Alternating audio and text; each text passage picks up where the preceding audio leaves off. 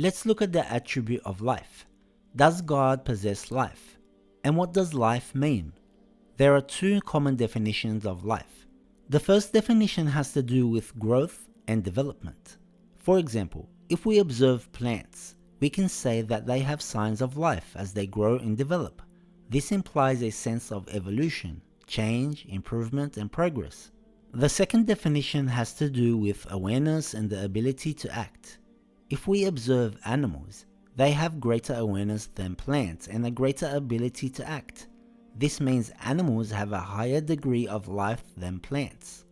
God cannot align with the first definition of life, which involves growth, development, change, and improvement. This is because a necessary being is typically considered to be beyond time and space, and these qualities imply a dependency on time and space.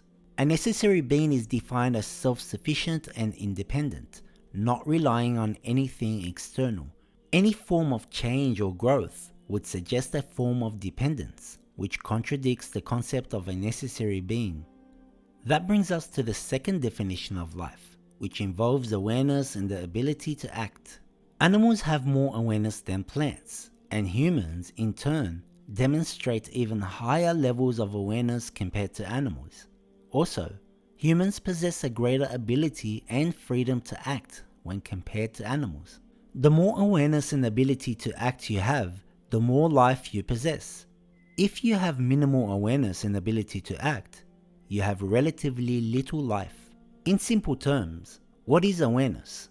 It is knowledge. What is the ability to act? It is power.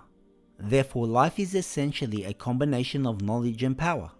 Based on the arguments presented, we can conclude that God possesses life, because we've established that God has knowledge and power. Here are some important points. God's attributes are not an addition. They are intrinsic to God's nature. We don't say God plus knowledge, God plus power, or God plus life.